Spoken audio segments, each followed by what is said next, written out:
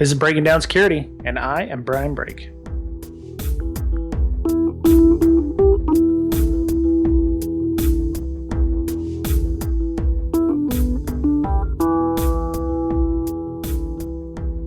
Welcome back, listener. This is Brian, and Mr. Betcher's back in the cockpit this week. He's my what? Yeah, my Chewbacca's back. Yeah. Now, am I facing backwards in the cockpit? You know? No. And the Millennium Falcon, Chewie was like right there in the front. Oh yeah, right next to. Yeah. Okay, cool. Yeah. Well, I don't. Do I want to be Han Solo? Spoiler alert. Do I want to be the girl who's now the new pilot? Anyway, so yeah, it's important that you're back, and you've actually been back for a couple of weeks, but because of the way we recorded a bunch of stuff, you didn't come back last week. We had Jared on, and that was a great podcast talking about. I'm confused, but we're talking about time. I feel like I just watched Terminator, the new Terminator movie. And production values. We always like to build up a buffer when people go on vacation. And one of those things that we do is, we like to do some stuff in advance. And we had Cheryl on talking about, SCADA and ICS stuff. And then we had Jared on last week talking about, the questions you should have asked when you were getting your pen test company come in to do things, which apparently has been very popular because a lot of people don't ask the right questions when they're getting ready to do a pen test. Good stuff to know. Well, I think it's the little things that we often overlook, the procedural stuff, hey, who should really be involved in this conversation? Because I know you and we've been involved in a few pen tests together at a company we used to work at, and a lot of people were caught by surprise when the pen tester just shut him. We were going to start letting him bang on systems. So, it's important. Yeah. They weren't there. They didn't have enough time to start shutting down, all the servers that were on that may have not been patched fully, or I don't think anybody's ever done that before. Oh no, my battery's about to run out. Hang on, 1 second. You can just keep talking. Okay. So Mr. Betcher didn't plug his laptop in apparently. So, we can do this a little bit before. We still have our drawing for our DerbyCon ticket. We have I got it. We have an upcoming discussion about the CTF we did. That is going to be very good, I think. And if you want to get involved with the drawing for a ticket to DerbyCon, good Lord, man. You're killing me. Okay, we're back. What happened there? Is the table okay? Yes. You bumped your head. Are you okay? You got concussion? Do we need to? Yeah, I had to crawl under the desk and plug in my laptop. So. Okay. All right. So we were about to go. We were about to deep six this podcast if I didn't get it in soon enough. Oh, so goodness. Yeah. So I was telling people about the drawing for the DerbyCon ticket and that we were going to do a write-up on the CTF we did very soon. And, the way we do the drawing is you go support us on Patreon at the $20 level, or you send us your receipt after you've donated to Hackers for Charity, and every $50 you give to Hackers for Charity, you get one entry into the contest.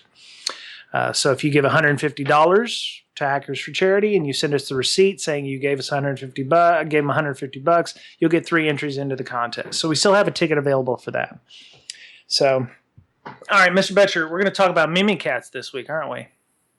Yes, Mimikatz. Yes. Without further ado, Mimikatz is awesome. It came on awful suddenly, didn't it? I mean, Mimikatz has been around for a couple of years, but it was amazing how it just kind of came on the scene all of a sudden. Yeah, I mean, it's not a couple of years; it's more than that. Really? I think. Well, maybe I just didn't know about it until I started really delving into, how Mimikatz works and everything. Well, I mean, according to their GitHub site, Alpha 2.0 has been available since April 6th, 2014. So yeah, it's a couple years old. Okay. Very nice. Maybe you could give some people a little background on what Mimikatz does and how it can ruin your day if you're a blue teamer. Okay. Well, it's one of those tools that's always in the back pocket of, the red teams, the hackers. They upload it in their package, and they can exploit it by executing it on a Windows system, and it reads the memory contained in the process LSAS, right, which is your takes care of your logon processes. And unfortunately, for those who do have Windows prior to 8.1, those passwords can be in clear text in memory. Okay, and Mimikatz is a Windows only kind of exploit system, right? This doesn't work necessarily with Linux. No. Okay. No, it's Windows only. I looked at the code today because it's on GitHub, and it seems to be really well written. Has a lot of different functionality. It passed the hash type exploits as well, and it's one of those things where a hacker can grab passwords really quickly. This is one of the first things they'll probably try to get passwords, because it's a lot easier if you can get passwords in clear text that are live on the system than like dumping a password hash and then trying to crack it, right? Mm-hmm. Yeah, and you can run Mimikatz as soon as you gain even any kind of access to a system, or do you have to have root to get it? I don't know if you need admin access to run Mimikatz. It seems like that would. When I tested it, I used admin access, but I don't know if you need admin. Yeah, it would seem to me if you've already got admin access on a box, you'd be able to go in and change passwords if you needed to, or do whatever. I mean, unless you were using it as a method to, I don't know. It would be noisy, I would think, if you were an admin and changing passwords, because people would start to notice fairly quickly. So, we'll find out if you need to have root access to that. But so there's during our research, we found several blog posts from a guy named GoJohnny.com and JimShaver.net. That's actually the first one I found, talking about defending against Mimikatz. There wasn't appearing to be a lot of information on how to defend against this, because if you're a blue teamer, you don't want that kind of insecurity on your network where people can just yank your passwords out of the RAM and running. That doesn't make any sense. So you want to protect against that kind of stuff. Well, you want to make it a little bit harder too. You don't want to make it that easy. Yeah, exactly. Right? Exactly. So you were telling me that there's some events, because you are the king of all things logging on the podcast here, that there are certain Windows codes that you can use to detect when this kind of stuff is going on? Well, I tested Mimikatz on my lab box, and good news. If someone just downloads the default version of Mimikatz, antivirus should catch that. But the signature can be changed easy enough, and you don't know where it's coming from. However, when I ran it on my system and I did get my password out of memory when I used it, it was way too easy. I noticed that it created a 4673 event, and which is credentials were used or whatnot. So I looked in there, and the difference was, you could search for the SETCB privilege, and the process was there as well. So if you look for that string in your logs, and you filter out things like that run that normally, like Explorer, Microsoft Office, and the like, you'll be able to detect Mimikatz. Okay, so it's not that difficult to detect. Okay, yeah, and the SETCB privilege is according to Microsoft TechNet's article, it says it allows a process to authenticate like a user and gain access to the same resources as a user. Only low-level authentication services should require this privilege. So that's part of you have to have a user that allows for that kind of privilege, I would imagine. So since you ran it as root or admin in this case would have those permissions. So I'm guessing once you gain root access to a box, you're going to run Mimikatz, or you're going to run as. Actually, I guess you could run as any process like IWAM user or something like that runs a system. System would also have that ability as well, because anything with a full access to the system should have the ability to authenticate like a user. So any account that has those kinds of privileges should be able to pull that information out of memory, which is a bad thing. So.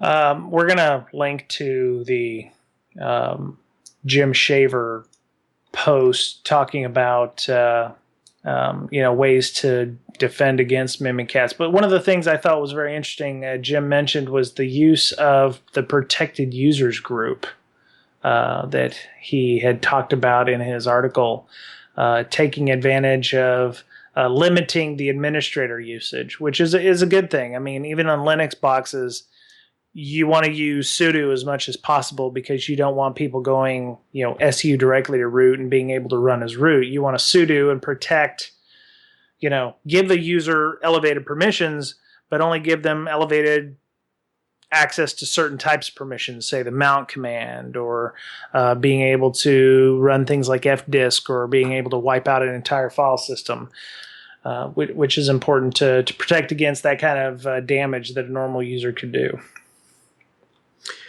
Yeah, but we're talking about Windows here, right? Yeah, but I mean, you can do the same thing using protected users groups. You can. I think the issue there is a lot of companies let everybody run as admin, right? Because it's hard. It's hard to have an IT department that is always having to install things for everybody, and it's just much easier to say, well, you can do anything you want, go forth and do it, just don't bother me, right? Yeah. Or come to me when you have a real issue, right? Yeah. If you're trying to install FTPzilla, you can, and that way I don't have to. I don't have to help you figure out all these weird permissions and stuff like that. So I think the majority of companies give their employees admin access because of the level of difficulty for the IT department. Okay. And supporting everyone. So, okay, here's the question. So you want to make people happy, but you want to be as secure as possible. So it seems like what's the 80-20 rule in this case? It would be like users need the ability to install software, right? So that's pretty much the big reason why we give people local admin rights, right? Mm-hmm. Okay.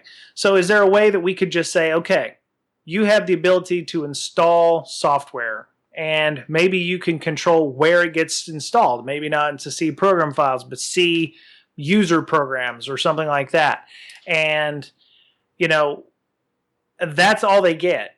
Or if they have to have local admin rights, make it way more noisy, make it way more verbose so that they go, okay, this guy installed, happy, silly cursor time fun job.exe, and, make it way more verbose so that anything it does is automatically being logged by the system. So that way you can automatically peg when infection happened, or when, silly happy.exe, renamed Mimikatz or whatever was starting to pop on your box. I think that there'd be a way to do that, because what I think happens is, since we're running as local admin, you've got an easy password to guess. So somebody gets in onto your box. They have local admin.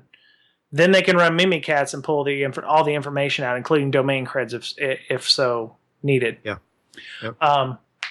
So what you're describing is the security triad, right? Usability, or not the triad, but just the whole push-pull, tug-of-war between usability and security. Yeah. Right? Yeah. Usability, functionality, and security. Pick one or whatever. Pick two. We talk a lot of triangles and triads here. There's a CIA triad, which confidentiality, integrity, and availability, and then there's the other one. It's like ease of use, security, and usability or something. So there's that balance that you have to achieve, or a perceived balance. Now, you don't have to do that. I mean, that is one way to defend against Mimikatz, is just get those protected users privileges or whatnot. There are some mitigations you can do as well. Such as? Well, there is a KB that you install, which is a knowledge base or an update to Windows. Mm-hmm. And most of you probably have it already if you're running Windows 7. If you're running Windows 10, you have it. And that is to not store clear text passwords in memory, to use the hash of the password. Mm-hmm. All right. Mimikatz is still effective, but it's not going to be as easy by giving clear text passwords away. I wonder what kind of hash that is.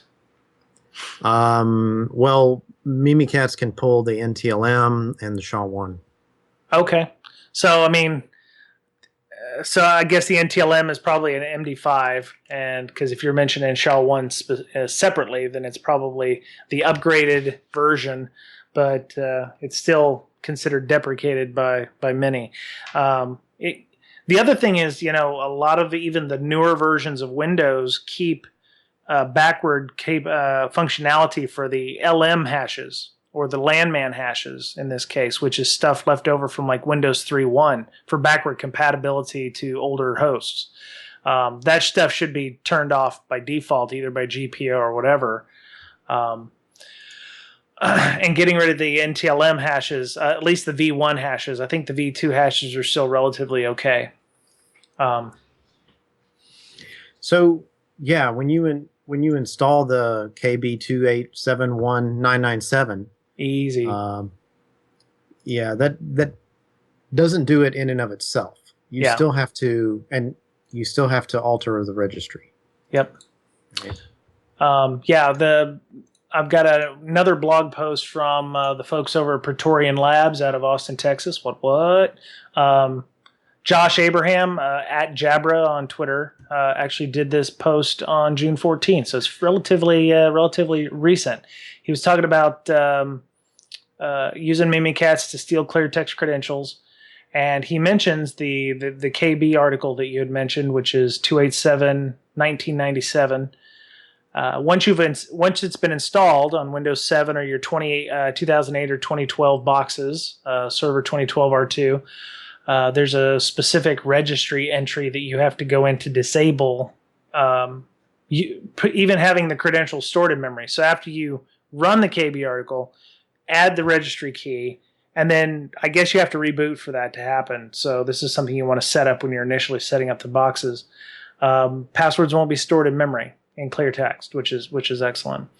That's the goal. Yeah, that's one of the goals. Right? Yeah, and it's called removing W digest, or W digest authentication. So, the only recommendation Josh says is that it may break some IIS servers if you're using W digest for authentication. So you want to test it before you put it out into production. But yeah, that's definitely something you want to get rid of if you don't want to have your passwords in clear text, which amazingly, I know people who are upgrading to Windows 2012 thinking it's going to be better, but they still leave themselves vulnerable to this kind of stuff. So, yep. I haven't tested Mimikatz on Windows 10 to find out whether by default it does not store clear text credentials. Still need to test that, but the detection of it is still the same. So you have two things you can do. You can install the update, and you can detect for Mimikatz, like we described. So there's a little bit of prevention there. Hacker's going to have to take the hashes and crack them offline, and then you'll be able to detect when Mimikatz is executed on your system, and that requires the right logging. Mm-hmm. So. Yep. So for the other thing you should do, because Go Johnny's website also mentioned for securing your protected users groups, users in your protected user group, you should forbid NTLM. You must use only Kerberos or a third-party software security provider. Don't cache your Windows Digest, which is funny because he says the reversibly encrypted credentials, so they're not a one-way hash. And then finally, of course, you want to, shorten your lifetime of your Kerberos ticket granting ticket, which I believe are the golden tickets that everybody talks about. From the default is 10 hours, and then you want to drop it down to 4 hours. So there's some really good stuff in this blog post. He talked about also protecting the LSAS process, which you mentioned earlier. Is I had it up here. It had a specific name, like LSAS. Mm-hmm. LSASS. Yeah, LSASS. It's the Local Security Authority Subsystem Service, which is responsible for enforcing security policy on the system. So yeah, you want to make sure that that's protected. That seems like that's kind of a duh thing. I'm surprised that it isn't a protected process already. But yeah. So yeah. So that was the things that I got from Johnny's blog post here. Yeah, it says when a process is protected, only code signed by Microsoft may read its memory. That's right. Even if the user has admin rights or system rights. Yep. Yeah. He was preaching the defense in depth. I don't like using defense in depth because I think that's marketed too much. I'd like to call it increasing attacker debt that the attacker has to overcome.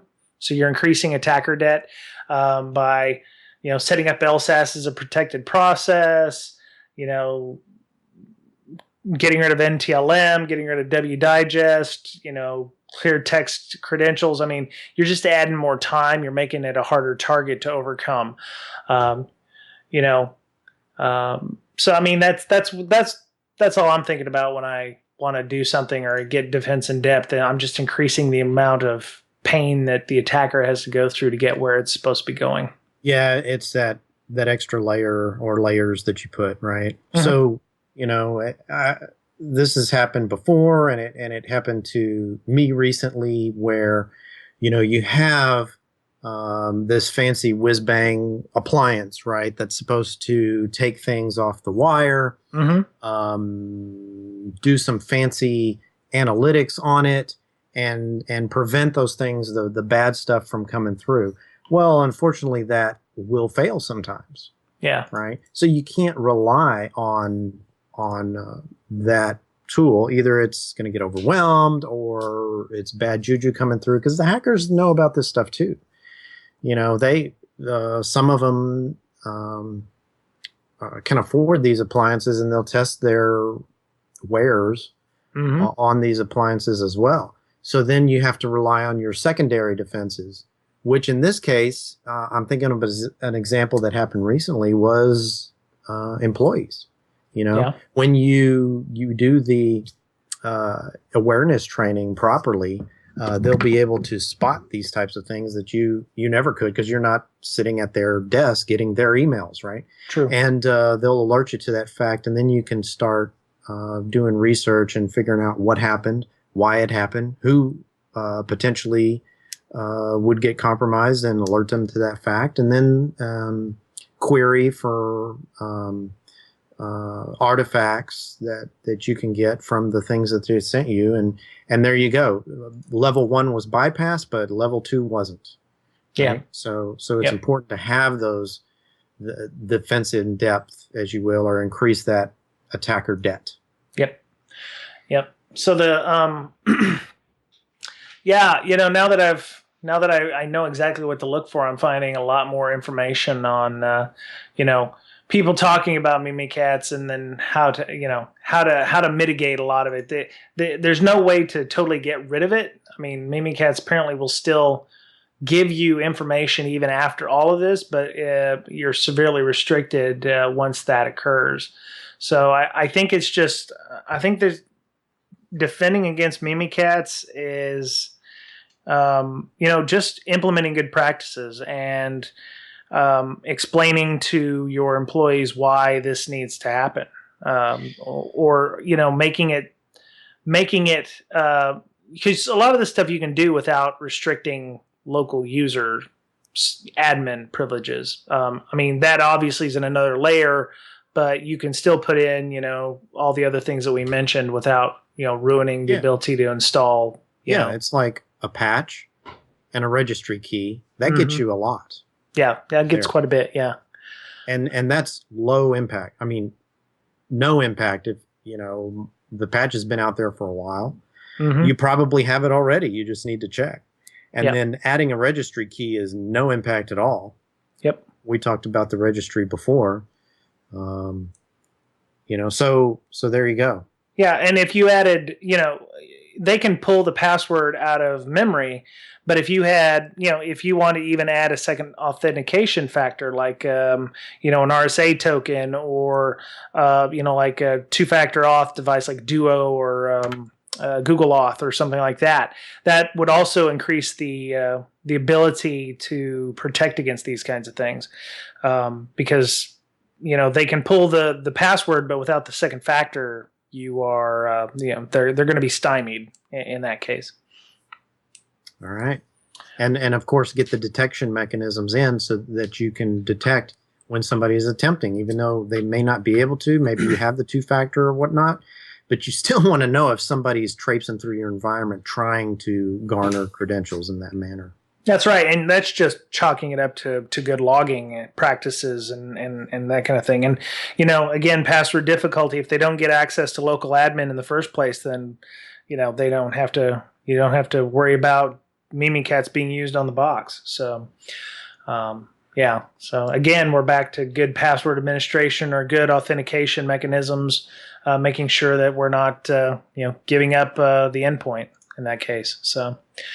And there are alternatives to Mimikatz. I was looking at one in particular. It uses PowerShell, and it is very noisy. If you're logging PowerShell, oh man, it's like crazy noisy with all the commands that it uses. So it's one of those interactive things where you have a menu, you press 1, 2, 3.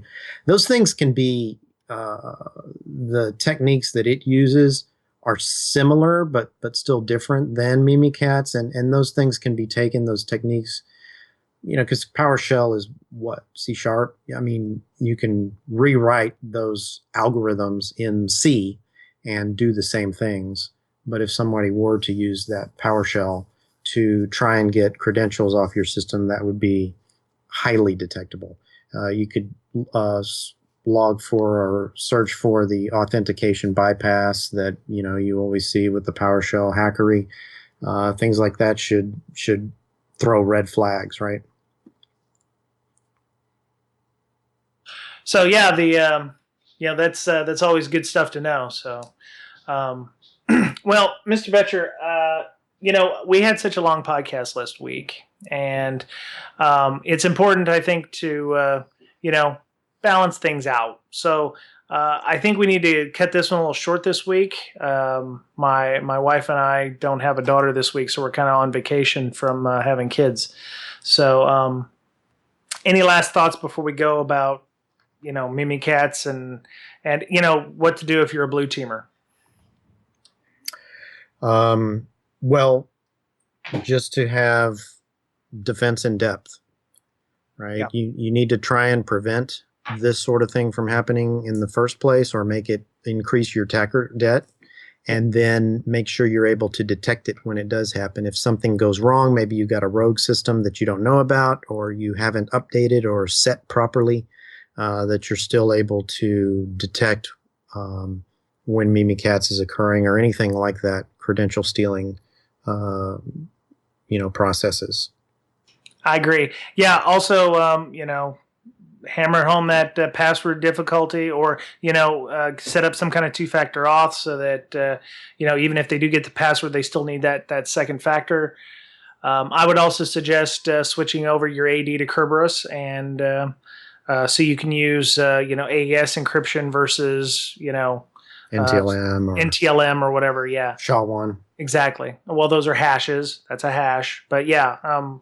So yeah, those are all important to increase your attacker debt. So, Mr. Betcher, how would people get a hold of you? Since you've been back for a little while, you're going to be at Arsenal next week, which is the other reason why we were trying to get a buffer set up. If they wanted to see you at Black Hat, or talk to you outside of Black Hat after Arsenal, how would they get a hold of you? Yeah, just hit me up on Twitter. I'm at Betcherpwned, BOETTCHERPWNED. Awesome. So Arsenal, is happening. You're going to be speaking on the 4th, right? Sometime in the late afternoon with friend of the show, Mr. Michael Goff at Hacker Hurricane. Yep. You guys are going to be doing your LogMD thing, right? Yeah, we'll do a demo, show everybody how it works and why, we're going to answer the question that you should be asking for all, the vendors you see is, what's this do for me? Why do I need this? Nice. Why do I even care? What problem does it solve? Maybe. What problem does it solve? Yeah. All right. So we'll be answering those questions. Why do you care? Cool. So yeah, we also have, I just tweeted out earlier that, we had Josh Sokol on talking about Simple Risk. He's going to be back at Arsenal for a 3rd straight year.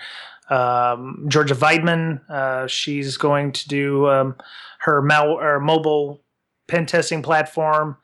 I don't want to, it's like Chevraya or something. I know I've just butchered that. I'm sorry, Georgia.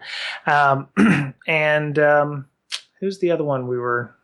Lee Brotherston. Lee Brotherston's going to be doing fingerprint TLS on the 3rd, I think. He's doing his on the 3rd. So is Josh. And then you and Georgia and Michael are going to be speaking around the same time on the 4th.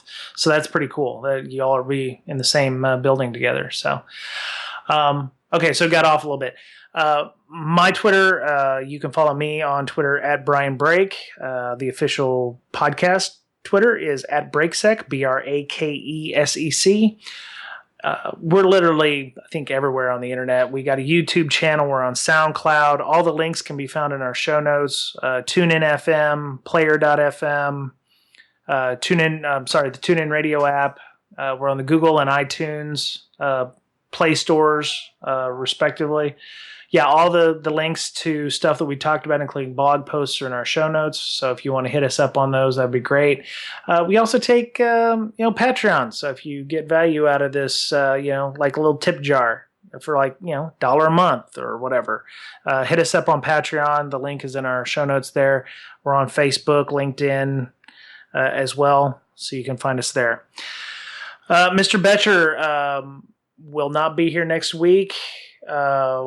We actually have hopefully an interview scheduled, so it'll act like he's here, but he's not really here. So that you'll figure that one out for next week. So Mr. Betcher, good luck at Arsenal. Kick some ass. Make a lot of new friends. Okay. All right. Will do. So that was it for this week on Breaking Down Security. Have a good week, and we'll talk to you again soon. Bye-bye.